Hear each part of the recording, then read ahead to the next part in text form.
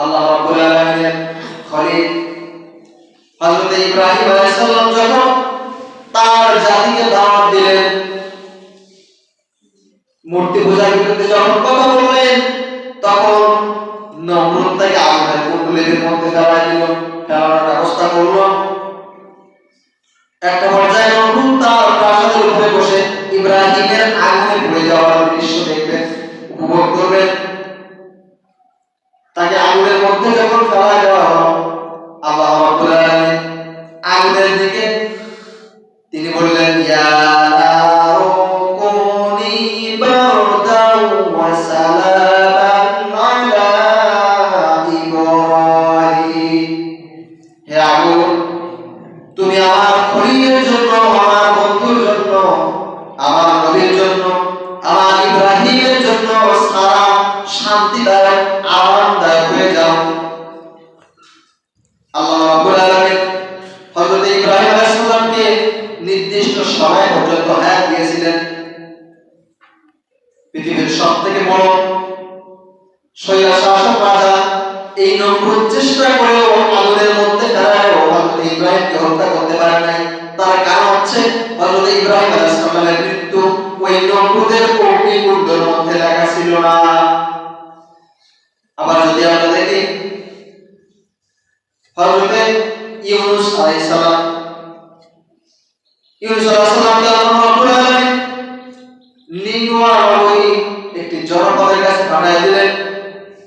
1 লাখের উপরে মানুষ, এই মানুষদেরকে হযরত ইউনূস আলাইহিস সালাম দাওয়াত দিলেন ইসলামের। সকলে দাওয়াত প্রত্যাখ্যান করলো, কেউ ইসলাম কবুল করলো না। একটা পর্যায়ে হযরত ইউনূস আলাইহিস সালাম যখন এই নিনওয়া নগর থেকে চলে গেলেন, তখন এই এলাকার লোকগুলি ভুল বুঝতে পারলো। তারা বলল, আল্লাহর নবীর দাওয়াতকে প্রত্যাখ্যান করেছি, আমাদের উপর আল্লাহ রাব্বুল আলামিনের আযাব গজব অতি শীঘ্রই আপতিত হবে। তারা ঈমান আনলো। মক্কা থেকে ইউনূস আলাইহিস সালামকে নৌকার মধ্যে লড়াই করে তাকে নদীর মধ্যে ফেলায় দাও। মাছ একটা এসে ইউনূস আলাইহিস সালামকে গিলে ফেললেন। হযরত ইউনূস আলাইহিস সালামের মৃত্যু ওই মাছের পেটে লেখা ছিল না, যার কারণে ইউনূস আলাইহিস সালাম সেই মুহূর্তে আল্লাহর কাছে তওবা করলেন। আল্লাহ রাব্বুল আলামিনের কাছে হযরত ইউনূস আলাইহিস সালাম ডাকলেন, ওয়া যান্নুন ইয যাহাবা মুগাদিবান ফাযান্না আন লান নাকদির আলাইহি ফানাদা ফিয-যুলুমাতি আল্লা ইলাহা ইল্লা আনতা সুবহানাকা ইন্নী কুনতু মিনায-যালিমিন। আল্লাহ রাব্বুল আলামিনের নবী হযরত ইউনূস আলাইহিস সালাম যখন তীরবিদ্ধ অন্ধকারের মধ্য থেকে আল্লাহ রাব্বুল আলামিনকে ডাকলেন, আল্লাহ তাআলা সঙ্গে সঙ্গে হযরত ইউনূস আলাইহিস সালামের ডাক শুনতে পাইছিলেন কিনা? শুনতে পেয়েছিলেন কিনা? পাইছিলেন। পানির মধ্যে একটা অন্ধকার, মাছের পেটের মধ্যে আরেক অন্ধকার এবং রাত্রের অন্ধকার। এই তিনটা অন্ধকারের মধ্য থেকে হযরত ইউনূস আলাইহিস সালাম আল্লাহ রাব্বুল আলামিনকে ডাক দিয়ে বললেন, আমি নিজের প্রতি জুলুম করে ফেলেছি, আমাকে আপনি ক্ষমা করে দিন। আল্লাহ রাব্বুল আলামিন হযরত ইউনূস আলাইহিস সালামকে ক্ষমা করে দিলেন। মাছের পেটের মধ্যে ব্যথা শুরু হয়ে গেল। একটা পর্যায়ে এই মাছ হযরত ইউনূস আলাইহিস সালামকে বমি করে এক জায়গায় উঠায় দিল। মাছের পেটের মধ্যে থেকে আল্লাহ তাআলা বাঁচাই দিয়েছেন। তার কারণ হলো আল্লাহ রাব্বুল আলামিন হযরত ইউনূস আলাইহিস সালামের মৃত্যু এই মাছের পেটের মধ্যে রেখে নাই, যার কারণে মাছ গিলে খেয়ে ফেলেছে, কিন্তু হজম হয় নাই, তাকে বমি করে ফেলাই দিয়েছে। অনুরূপভাবে আপনার আমার যদি মৃত্যু লেখা না থাকে, তাহলে হাজার চেষ্টা করেও কেউ আপনাকে আমাকে চুল পরিমাণ ক্ষতি করতে পারবে না।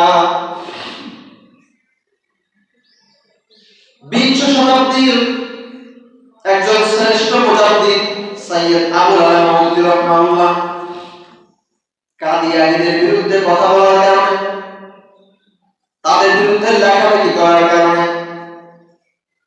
ইংরেজ সরকার তাকে ফাঁসির ঘোষণা করল, তাকে ফাঁসির রায় দিল।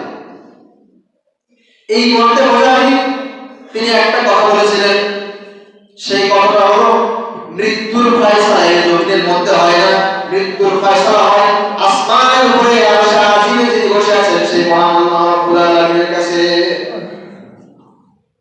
তাকে ফাঁসি দেয় নাই, দিতে পারে নাই, আল্লাহ চান নাই তার মৃত্যু ফাঁসির মাধ্যমে হবে।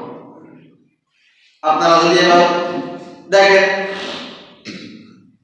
আমাদের দেশে 2013 সাল বৃহস্পতিবার, তারিখটা সম্ভবত ফেব্রুয়ারির দিকে,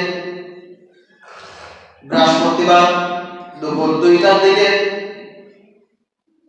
বাংলাদেশের আন্তর্জাতিক অপরাধ ট্রাইব্যুনাল কর্তৃক এই যে কালামানি খেলা বছর কিছুদিন আগে বিচারপতি যারা সিলেটের মানুষ আরামসে ধরাই দিয়েছে, এই বদমাস 2013 সালে যখন একমাত্র জজ যে নিজে পরবর্তীতে গর্ব করেছে যে আমি একমাত্র সেই ব্যক্তিকে সাইদিকে ফাঁসির রায় দিয়েছিলাম। 2013 সালে যখন আল্লাহ সাইদিকে ফাঁসির রায় দেওয়া হয়, আল্লাহ রাব্বুল আলামিন চাঁদনি তারে মরতে মুজাহিদ ফাঁসির মঞ্চে ছিল। 2013 সাল থেকে 14 সাল নয় 15 সাল নয়, সেখান থেকে দীর্ঘ 11টি বছর আল্লাহ রাব্বুল আলামিন আল্লাহ সাইদিকে হেফাজত করে কারাগারে রাখছিলেন, দেওয়ালে নাই রাখছিলেন। তার কারণ হলো ওনার মৃত্যু আল্লাহ রাব্বুল আলামিন ফাঁসির দড়িতে রেখে নাই, ওনার মৃত্যু লিখেছে শহীদ জালেম আর ভারতের হিন্দুত্ববাদী নরেন্দ্র মোদীর প্রেসক্রিপশনে ঔষধের মাধ্যম দিয়ে বিষ প্রয়োগ করার মাধ্যমে ওনার মৃত্যুটা আল্লাহ লিখেছিলেন। যার কারণে 14 আগস্ট তাকে নৃশংসভাবে এই দুনিয়ার মাঝ থেকে বিদায় করে দেওয়া হয়। অন্যভাবে আমরা পৃথিবীর বিভিন্ন প্রান্তে যদি তাকাই, একটাই কথা আসবে, আপনার আমার মৃত্যুর 1 সেকেন্ড আগে আমরা কেউ মরব না, আবার 1 সেকেন্ড পরেও কেউ বেঁচে থাকবো না। বেঁচে থাকার কোনো সুযোগ নাই 1 সেকেন্ড পর, আবার 1 সেকেন্ড আগে মরার কোনো সুযোগ নাই। আল্লাহ রাব্বুল আলামিনের নবী হযরত ইব্রাহিম আলাইহিস সালাম একদিন আল্লাহ রাব্বুল আলামিনকে বললেন, কিভাবে আল্লাহ পৃথিবী চিন্তা করবে? প্রশ্ন আসে, অনেক সময় মাথায় দেখবেন আপনারা না আসতে পারেন, কিন্তু নাস্তিক যারা আল্লাহকে মানে প্রধান বিশ্বাস করে এদের মাথায় প্রশ্ন আসে যে মৃত্যুর পরে তো পড়ে গেলে বসেই যাবে, আবার চিন্তা করবো সব খাইতে পারবো। আল্লাহ রাব্বুল আলামিনের নবী হযরত ইব্রাহিম আলাইহিস সালাম আল্লাহ তাআলার কাছে প্রশ্ন করলেন যে কিভাবে তিনি মৃত্যুকে চিন্তা করবেন। আল্লাহ তাআলা কোরআন শরীফের মধ্যে বলেছেন, ওয়া ইযা ক্বালা ইব্রাহিম রাব্বি আরিনি কাইফা তুহিল মাউতা। আল্লাহ তাআলা আপনি কিভাবে মৃত্যুকে চিন্তা করবেন? আল্লাহ তাআলা বললেন, আওয়ালাম তুমিন, তুমি কি বিশ্বাস করো না আমি যে মৃত্যুকে জীবিত করব, এটা তুমি বিশ্বাস করো না? ইব্রাহিম আলাইহিস সালাম তিনি বললেন, বালা, অবশ্যই বিশ্বাস। ওয়ালাকিন লিয়াতমাইন্না কলবি, যদি আমি চোখে দেখতে পাইতাম যে মৃত্যুকে কেমনে চিন্তা করবে, মৃত্যু চিন্তা কেমন হবে, এটা যদি আমি চোখে দেখতে পাইতাম তাহলে কেমন হবে বলেন? ঠিক এই জন্য ইব্রাহিম আলাইহিস সালাম বললেন যে আল্লাহ বিশ্বাস তো করি যে মৃত্যুকে চিন্তা করবো, এটা বিশ্বাস করি, কিন্তু চোখে যদি দেখতে পাইতাম তাহলে আমার অন্তরাত্মা প্রশান্তি হতো। আল্লাহ রাব্বুল আলামিন দেখায়, আল্লাহ রাব্বুল আলামিন বললেন, ইব্রাহিম তুমি কয়েকটা পাখি ধরো, 4টে পাখি ধরো, চারটে পাখিকে ধরো, এরপরে 4টে পাখিকে জবাই করে এর হাড় মাংস একসাথে মিক্সার করে ফেলো, এরপরে 4টে পাখির থেকে 4টি ভর্তার মতো বানায় 4 পাহাড়ের উপর রেখে আসো। হযরত ইব্রাহিম আলাইহিস সালাম 4টে পাখিকে ধরলেন, জবাই করলেন, সুন্দর করে একসাথে মিক্সার করলেন তাদের গোশ মাংস হাড়গুলো, এরপর দিয়ে 4টে পাহাড়ের উপর সুন্দর করে 4টে পাহাড়ে 4টি স্তূপ তিনি রেখে আসলেন।